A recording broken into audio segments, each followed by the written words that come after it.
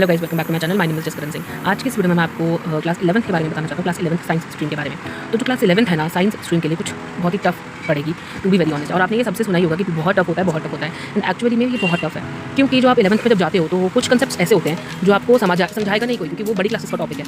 But आपको वो समझने पड़ेंगे, खुद से अंडरस्टैंड करना पड़ेगा कि हाँ ऐसा कुछ होता है, तो वो होता है, वो होता होगा, आपको वो समझना पड़ेगा। और सबसे ज़्यादा ये भी बच्चे का डाउट आता है कि हम जेई की प्रिपरेशन कर रहे हैं, नीट की प्रिपरेशन कर रहे हैं, बोर्ड्स को कैसे मैनेज करें। अब देखो, जिससे मैं साफ बोलूँगा, जिससे होता है वो ही करें, ऐसे ही मत जाओ आप उसमें।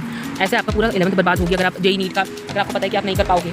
और ये सब बच्चे भी ओवर कॉन्फिडेंट होते हैं कि नहीं हम तो कर लेंगे, हम तो कर लेंगे। बट एक्चुअल में कोई भी नहीं कर पाता है। मैं ये तो नहीं कहूँगा कि कोई भी, मोस्ट ऑफ द स्टूडेंट्स नहीं कर पाते हैं बोर्ड के साथ साथ, क्योंकि स्कूल गोइंग स्टूडेंट्स है ना, जो ओपन स्कूल से कर रहे हैं वो अलग है। जो स्कूल गोइंग स्टूडेंट्स है ना, उनके लिए बहुत ही ज़्यादा टफ हो जाता है खुद से ही मैनेज करना। जेई और नीट की कोचिंग 4-4 घंटे की लगातार कोचिंग को मैनेज करना is not a easy task. जिन बच्चों से आधे घंटे की वीडियो ही 1 घंटे में कंप्लीट होती है, आप उनसे ये एक्सपेक्ट कर रहे हो कि वो 4-4 घंटे की क्लासेस लेंगे।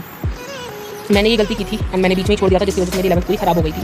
एंड फिर जब 12th की मैं अलग से वीडियो बनाऊंगा। अभी 11th पे फोकस करते हैं कि आपको एक्चुअल में करना क्या है। आपको इस पर चीज़ पर फोकस करना है कि आप अपने कंसेप्ट बिल्डिंग पर ध्यान दो, ना कि जेई नीट की रेस में। अब आपको क्या करना है, सबसे पहले इसलिए एनसीईआरटी तो पता चले ना। जेई नीट की कोचिंग में कोई एनसीईआरटी नहीं पढ़ाता आपको। एनसीईआरटी जो है, आप कोई लोकल अपने कोचिंग ज्वाइन कर लीजिए, या ऑनलाइन भी बहुत सारे चैनल है, वहाँ से आप कर सकते हैं।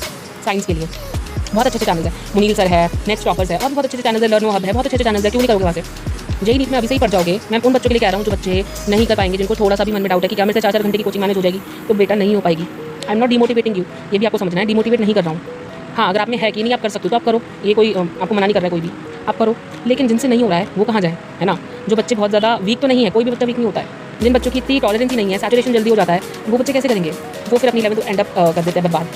फिर वो कहते हैं कि नहीं हो रहा हमसे, 11th बर्बाद हो गई। तो इसलिए हमको एक वाइज स्टेप लेना है कि हमें बिल्कुल भी ये नहीं देखना, हमें रेस में नहीं लगना है कि जेई नीट इसके अलावा कुछ है नहीं। आपको पहले कंसेप्ट बिल्डिंग पर ध्यान देना है। 11th is all about your concepts. इसमें आपको बहुत अलग अलग कंसेप्ट देखेंगे, बहुत एक अलग से ही आपको एक जैसे होता है ना, एक सीढ़ी होती है नॉर्मल सीढ़ी, और एक होती है सीढ़ी जो बिल्कुल ऊपर चढ़ जाती है, बहुत ऊंची होती है। ऐसा है, बहुत अलग होती है 11th 10th की साइंस से। जो पूरी 10th की साइंस है, उसको मिला के आपका पूरा एक सब्जेक्ट बनता है, केमिस्ट्री, बायो या फिजिक्स। फिजिक्स के भी 2 पार्ट्स है, एक पार्ट उसका बनता है। इसीलिए take a wise step, think about it. आप ये कर सकते हो। आपको अपने कंसेप्ट बिल्डिंग पर ध्यान देना है, रेस में नहीं बढ़ना है। मैं ये बार बार आपको बोल रही हूँ, you can do it, you can do it. Okay, कुछ नहीं होता। कोई बच्चा कह रहा है मैं यही कोचिंग में जाता हूँ, वो कोचिंग में जाता हूँ, मत सुनो। कंसेप्ट पे ध्यान दो। कंसेप्ट नहीं होंगे, क्वेश्चन नहीं होंगे। क्वेश्चन करने इंपॉर्टेंट है, कंसेप्ट पे ध्यान दो प्लीज़, है ना। ये आपको भी बात नहीं पता चलेगी। 1-2 महीना पढ़ के देखना 11th। 1-2 महीने नहीं बोलूँगा, बहुत कम टाइम होता है। 1-2 हफ्ते पढ़कर देखना, आपको पता चल जाएगा कि concept is everything. Unit test होने तो स्कूल के पता चल जाएगा।